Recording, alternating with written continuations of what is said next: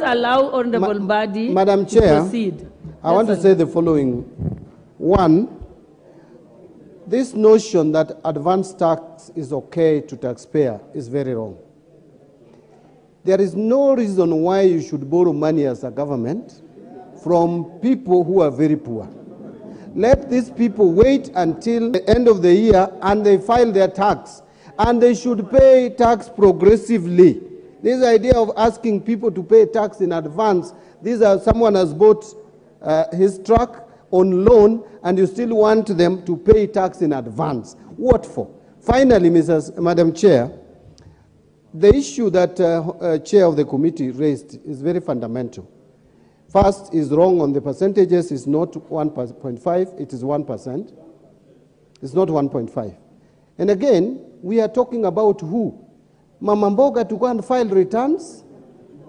To wait? The kiosk, those who are selling sweets on the sides of the road, to go and pay, to go and file tax returns? It is very difficult.